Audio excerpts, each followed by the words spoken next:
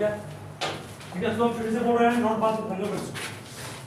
सबसे पहले क्या बोले हमको आपको कि किसी भी क्वांटिटी के पास मैग्नीट्यूड भी हो और डायरेक्शन भी हो, उस क्वांटिटी को कहते हैं वेक्टर क्वांटिटी। वेक्टर तुम लोग क्यों ऑन किया, ऑन किया ऑन किया तो नहीं किया, ठीक किया आपका, तुम किया ऑफ किया, ठीक है वर्ड का किया दिमाग मन लगता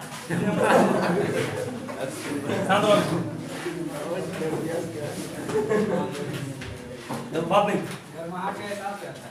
यानी कि वेक्टर क्या है, वेक्टर एक ऐसा क्वांटिटी जिसका मैग्नीट्यूड भी हो और डायरेक्शन भी हो, पहला बात ये बोल दी।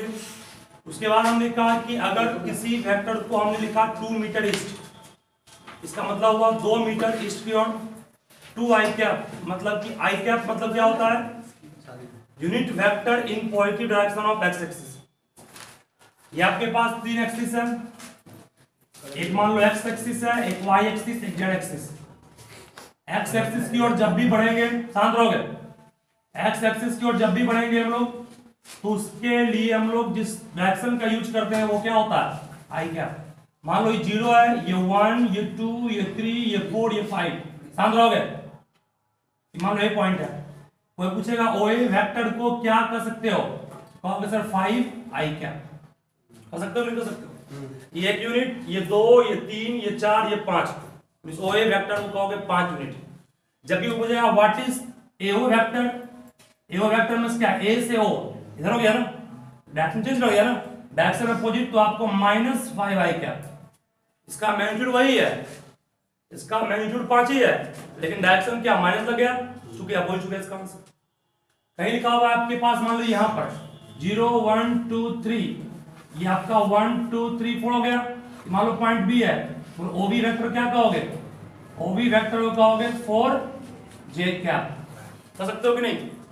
वही अगर नीचे आ गया मान लो इस तरह से y का जस्ट अपोजिट, तब पूछूंगा मैं what is OB dash vector, देखो 1 2 3 4 मान लो ये, ओबी डैश को क्या कहोगे, ओबी डैश को कहोगे -4 जे कैप। जब भी y का नेगेटिव डायरेक्शन पकड़ेंगे तो माइनस हो जाएगा, आगे में पॉजिटिव रहेगा तो प्लस, ये सब कॉमन चीज था, उसको हम बोल दिए हैं। जहां भी आई कैप लग गया समझ जाओ एक्स कैलोन की बात कर रहा है, जे कैप वाई कैलोन की बात कर रहा है, के कैप मींस जेड कैलोन की बात कर रहा है। सिर्फ आई कैप लिखा हुआ कोई वेक्टर मान लो, सिर्फ आई कैप, इसका मतलब आपने एक्स की ओर चला, लेकिन कितना यूनिट, सिर्फ 1 यूनिट। आगे हम पूछने क्या आएगा ना 1 चला, मतलब यहां से यहां तक को हम सिर्फ आई कैप कहेंगे, यहां से यहां तक को 2 आई कैप, यहां से यहां तक को 3 आई कैप, ये 4 आई कैप, ये 5 आई कैप। ठीक है, जितना यूनिट चलोगे आगे उतना कोएफिशिएंट बन जाएगा, डायरेक्शन के लिए आई कैप सफिशिएंट है। ठीक है, अगर कैप हमेशा जिस भी वेक्टर में लग रहा है वो समझ जाना, कैप का मतलब होता है कि यूनिट वेक्टर, मींस उसका मैग्नीट्यूड क्या होगा 1।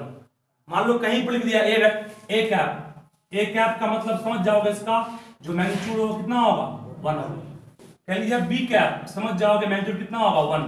कहीं फिजिक्स में एन कैप लिख दिया, इसका मतलब मैग्नीट्यूड क्या होगा 1।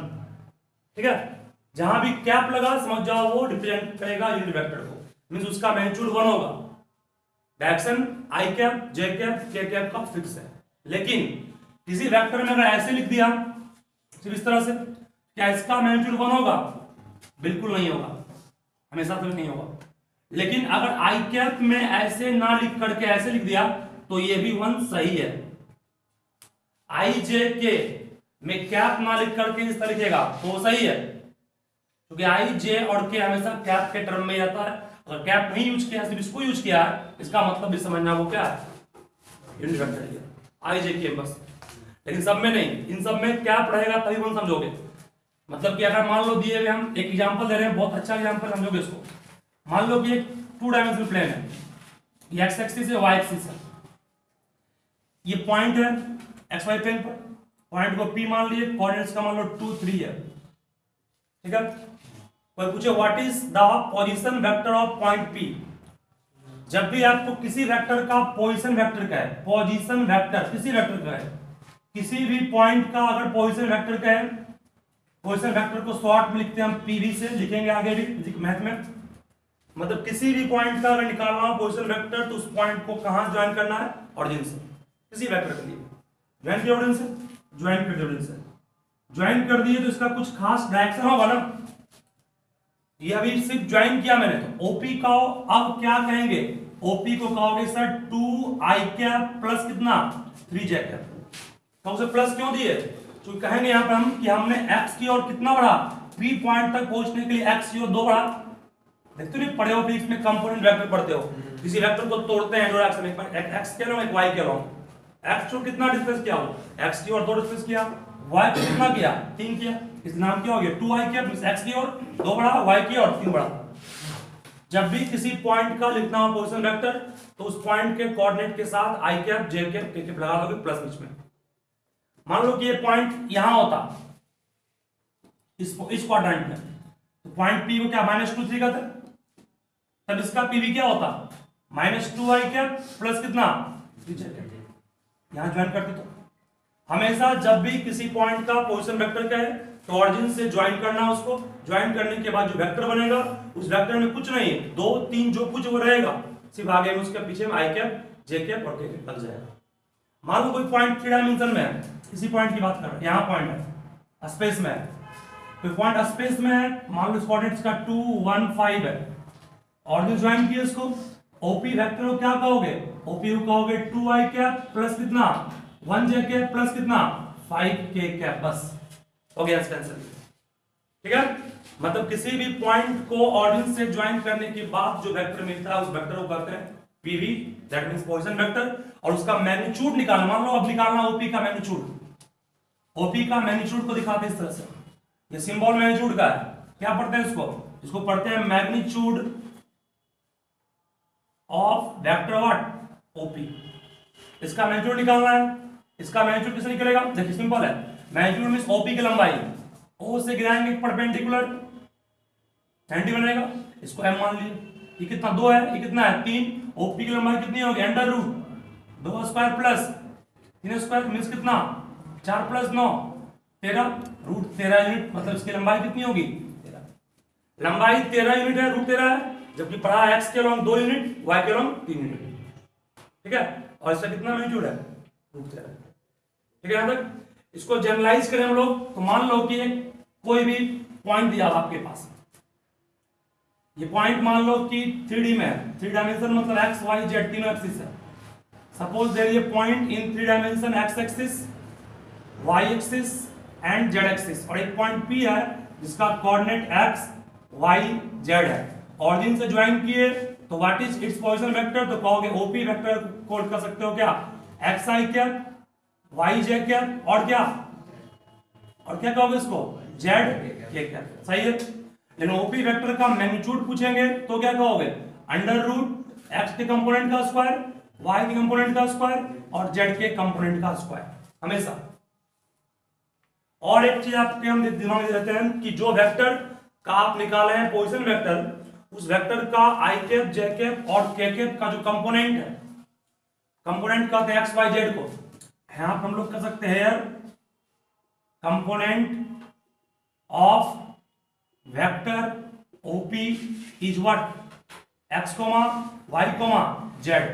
यहां कंपोनेंट क्या है 2, 1, 5, यहां कंपोनेंट क्या है 2, 3। तो कंपोनेंट अगर पूछे तो बस i कैप j कैप और k कैप का कोएफिशिएंट लिख दीजिएगा। उस कंपोनेंट को हम लोग एक और नाम जानते हैं, यानी कि x y और z is also called direction ratio. Important है ये, इसको क्या कहते हैं डायरेक्शन रेशियो कहते हैं, जिसको शॉर्ट में DR लिखते हैं S, डायरेक्शन रेशियोज। ठीक है, ये आपके लिए नया टॉपिक है, इसको यूज करना है इस चैप्टर में नहीं बल्कि 3D यूज करना है। क्या बोले आपको हम यहां तक जो मेन चीज था i cap j cap k cap का मतलब unit vector along x axis y axis and z axis respectively. अगर किसी वेक्टर में कैप लगा हुआ है समझ जाना उसका मैग्नीट्यूड 1 होगा, कैप नहीं लगा हुआ है तो मैग्नीट्यूड 1 नहीं होगा। जबकि i कैप में कैप नहीं लगा है तो भी क्या मानेंगे उसको 1 ही मानेंगे। उसके बाद किसी पॉइंट का अगर निकालना हो पोजीशन वेक्टर का मतलब क्या, उस पॉइंट को ऑरिजिन से ज्वाइन किया गया तब जो वेक्टर बना उस वेक्टर का जो डायरेक्शन होगा उसके लिए कुछ नहीं, बस उस पॉइंट में क्या करना i कैप j कैप और k कैप। अब मान लीजिए कि ये पॉइंट दो डिफरेंट पॉइंट है, एक पॉइंट P एक पॉइंट Q है। Q का पॉइंट मान लो दिया हुआ है 5, 2 और 7, ज्वाइन कर दिया वो इसको इससे, ज्वाइन कर दिया इसको इससे। अब पूछेगा what is the position vector of QP, QP का पोजीशन वेक्टर क्या होगा, क्वेश्चन मार्क कर दिया। जो QP तो ऑरिजिन ज्वाइन किए नहीं है, आपने आपको ऑरिजिन से ज्वाइन किया है किसको, P को और या किसको, Q को। अगर Q का पूछता पोजीशन वेक्टर तो क्या बोलते तुम, 5i cap, 2j cap, 7k cap. P का क्या बोलते, 2i cap, 1j cap, 5k cap. लेकिन पूछ दिया QP का, इस टाइप के वेक्टर का जब पूछेगा पोजीशन वेक्टर, कुछ नहीं करना, सिंपल ट्रिक क्या समझे, P पॉइंट का जो कोऑर्डिनेट है, कॉरस्पॉन्डिंग कोऑर्डिनेट को माइनस करके लिखो किसमें, Q में। P माइनस Q को कितना आएगा, 2 में 5 गया -3 आई क्या, 1 में 2 गया -j क्या, 5 में 7 गया -2k क्या। ठीक है, किसी पॉइंट का कहेगा तो बस i कैप j कैप के कैप, किसी पॉइंट नहीं किसी वेक्टर का कर रहा है, वेक्टर हो गया ये। तो उसके लिए हम लोग को उसके फाइनल पॉइंट से इनिशियल पॉइंट का माइनस करके i कैप j कैप पे लगा दो। इसका प्रूफ भी सिंपल है। तो जो प्रूफ कैसे कीजिएगा, इसको सिंपल हो गया प्रूफ है। इस पॉइंट को माने, इस पॉइंट को QP इन ट्रायंगल OPQ, दिख रहा है, ट्रायंगल OPQ में ट्रायंगल लॉ से सब पढ़े हो, ट्रायंगल लॉ। ट्रायंगल लॉ क्या पढ़े, ट्रायंगल क्या, अगर एक साइड ये एक साइड ये है, इसको वेक्टर A का है, इसको वेक्टर B का है, ये रिजल्टेंट वेक्टर क्या होता है, A प्लस B नहीं होता है। उसी कॉन्सेप्ट से ट्रायंगल लॉ से कहोगे sir OQ vector plus what, QP vector को क्या कहोगे, OP कहोगे कि नहीं कहोगे, बोलिए। OP OQ plus QP equal to what, OP। यहां से चले यहां पहुंचे, फिर यहां पहुंचे, इनिशियली चले यहां पर, फाइनल पहुंचे यहां पर, उसको ज्वाइन करने वाले को ना कहते हैं फाइनल वेक्टर, रिजल्टेंट वेक्टर। वही लिखे, रिजल्टेंट कौन होगा, OP जब रिजल्टेंट हो गया, OQ को हम लोग अभी जस्ट पढ़ाए थे, OQ को क्या लिखना सिखाए थे, 5i कैप, 2j कैप और कितना 7k कैप। कोई प्रॉब्लम किसी को है, QP तो निकालना ही है, निकालना QP ना। OP को क्या कहेंगे, तुम बोलो जी, OP वेक्टर को क्या लिखेंगे उस फिगर से, OP 2i cap, very good, 2i cap plus j cap और 5k कैप, सही आता है।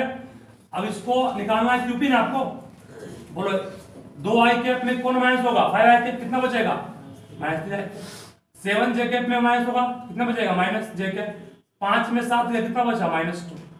क्या वही आया कि नहीं आया, वो शॉर्टकट तरीका था, ये इसका प्रूफ हो गया ट्रायंगल लॉ से। नहीं निकाला इसको, मतलब कि किसी भी पॉइंट का कहे तो बस उसमें i कैप j कैप के लगाना है। पॉइंट नहीं है, वो दो पॉइंट को ज्वाइन कर रहा है, तब उसके लिए फाइनल पॉइंट में इनिशियल पॉइंट को माइनस करके निकालना है। ठीक है, सब बेसिक्स है, ये नहीं जानोगे आप कुछ भी समझ नहीं आएगा।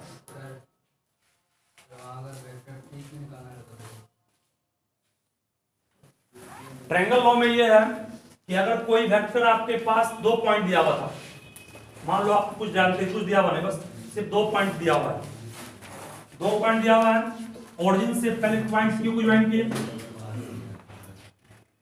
ये हो गया किसका, और पोजीशन वेक्टर ऑफ OQ हो गया। ऑरिजिन से पॉइंट P को ज्वाइन किए, ये क्या हो गया, position vector of point OP हो गया। निकालना तो किसका है, PQ निकालना है, QP का QP निकालना है। अगर मान लो सुनो क्या होगा, अगर निकालना है QP तो आपको चलना है Q से P, तुमने पूछा PQ तो इसको चेंज करना पड़ेगा हमको, तब क्या होगा, U इस तरह होता। ठीक है, हमने कहा PQ तो ऐसे लेंगे, QP कहेंगे तो एरो घूम जाएगा, एरो ऐसे हो जाएगा। ठीक है, चले कहां से कहां, चले O से, डायरेक्शन 2 डायरेक्शन सेम लोगे, सेम है कि नहीं, है OQ प्लस क्या QP, 2 वेक्टर का सम, रिजल्टेंट क्या होता है, शुरुआत को ज्वाइन करना फाइनल से, शुरुआत को ज्वाइन करना फाइनल से, तो OP हो गया, पुट किए सॉल्व करिए।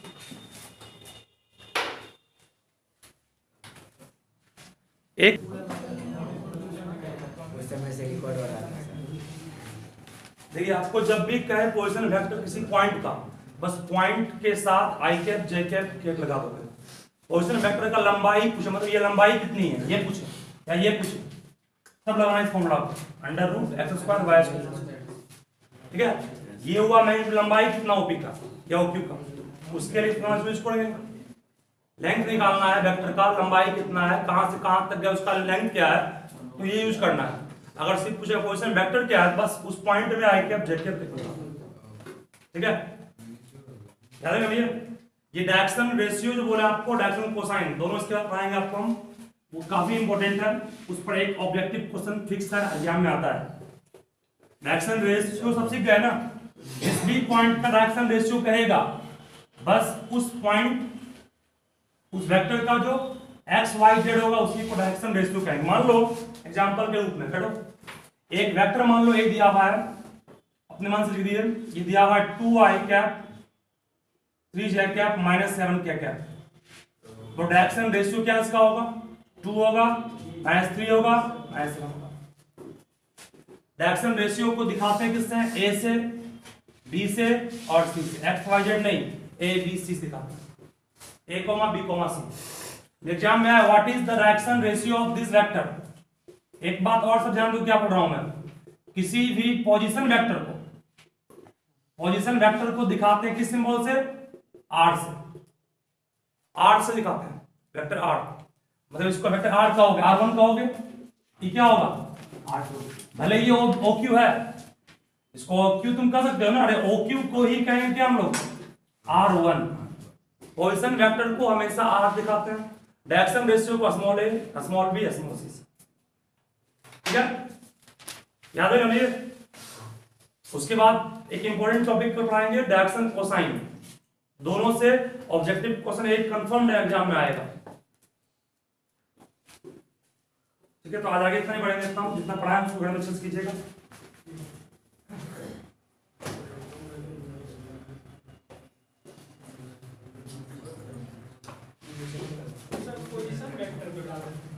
हाँ, इसका ये क्या पोजीशन वेक्टर को दिखाने का तरीका उसका नहीं है, अलग से उसका